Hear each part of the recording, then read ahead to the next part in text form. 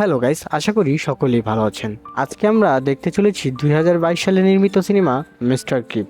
তো মুভি শুরুতেই বন্ধুদের একটা গ্রুপকে দেখানো হয়, যাদের কলেজের জন্য একটি ফিল্ম প্রজেক্ট করা ছিল, কিন্তু ছিল না কোনো ডিফারেন্ট আইডিয়া যাতে থাকবে মিস্ট্রি অ্যাডভেঞ্চার। অ্যালেন তাদের ইন্টারেস্টিং আইডিয়া দেওয়ার জন্য নিজের বাসায় নিয়ে যায়, যেটা ছিল শেষার থিম দ্বারা ডেকোরেট। অ্যালেনের সিরিয়াল কিলারের প্রতি ইন্টারেস্ট ছিল, সে তাদের ইনফরমেশন কালেক্ট করে রেখেছে, যেটা দেখে তার বন্ধুরা পুরো অবাক হয়ে যায়। সে তাদের এমন সিরিয়াল কিলারের কথা বলে যে আরও 5 বছর আগে একসাথে 200 মানুষকে হত্যা করেছে। সে ক্লাউনের মাস্ক পরে থাকতো, আর মানুষরা তাকে মিস্টার ক্রিপ নামে চিনত, যার আতঙ্ক শহরে এত বেশি ছড়িয়ে পড়ে যে মানুষ নিজের ঘর থেকে বের হতে ভয় পেত। যার খুন করার পদ্ধতি ছিল সম্পূর্ণ আলাদা। সে আগে কিডন্যাপ করত, তারপর নিজের ফার্ম হাউসে নিয়ে হত্যা করত, তাও আবার লাইভে ওল্ড টিভিতে। এলেন বলে, আমি এর একটি গ্রুপের সাথে যুক্ত আছি, তাতে সকলেই মিস্টার ক্রিপের ফ্যান। আমি জানতে পেরেছি মিস্টার ক্রিপ তার ব্রডকাস্টে সেই পুরনো টিভিতে এখনও লাইভে আসে।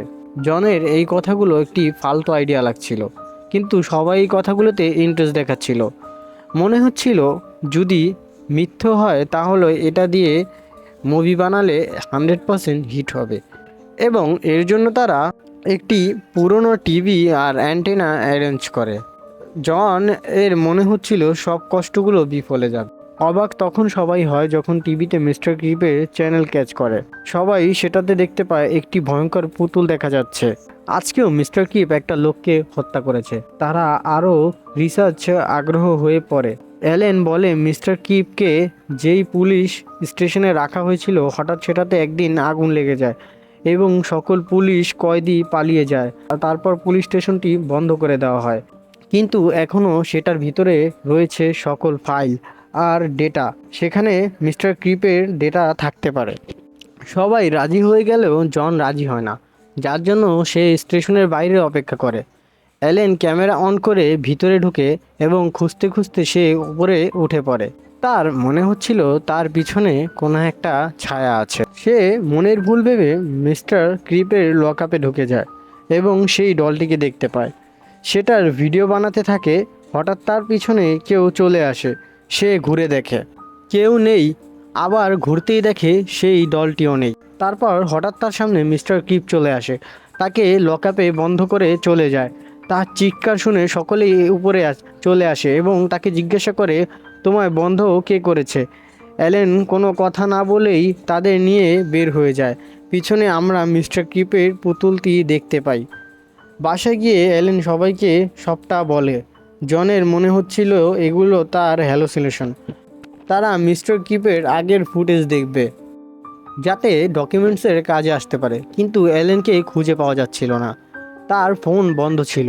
এরপর তারা মিস্টার ক্রিপের পুলিশের কাস্টাডি টেপটি চালিয়ে দেয়, যেখানে পুলিশ বলছিল 200 জনকে হত্যা করেছো, তাদের লাশ কোথায় রেখেছো?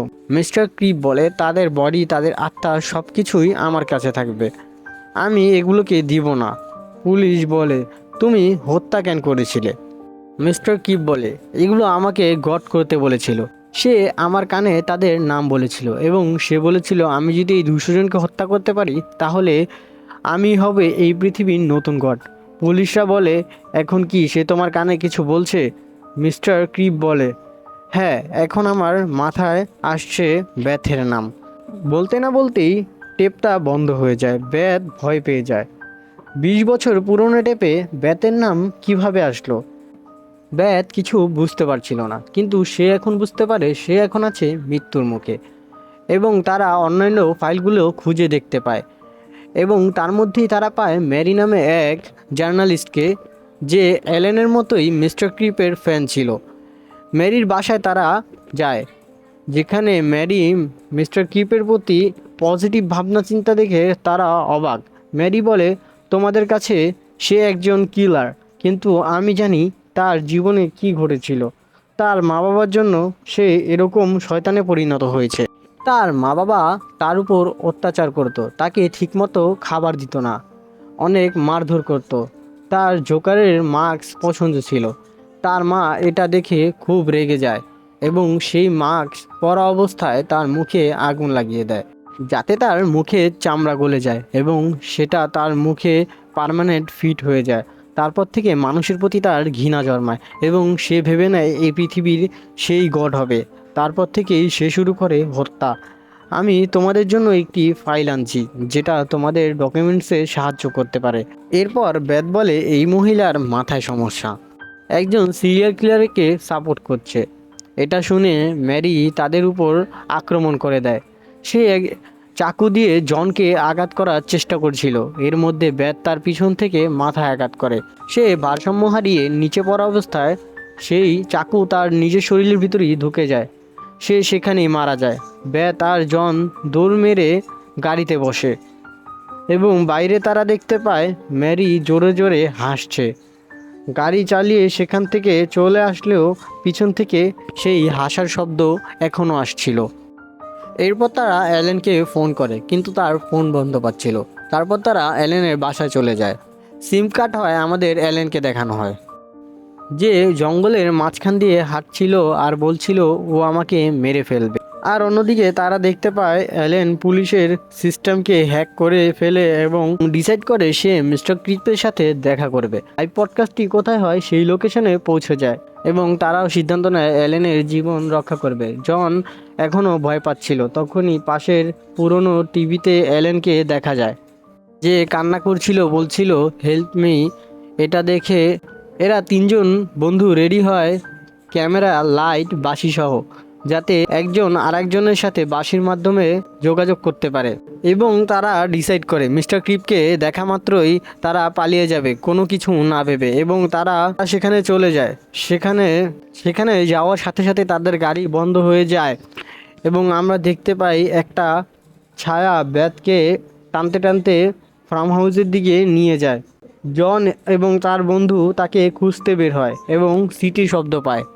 তারা সিটির শব্দে পৌঁছে গিয়ে দেখে তারা অন্য কোথাও এসে পড়েছে, এখানে কিছুই নেই। আবারও তাদের আগের জায়গায় গিয়ে দেখে তাদের গাড়িও নেই।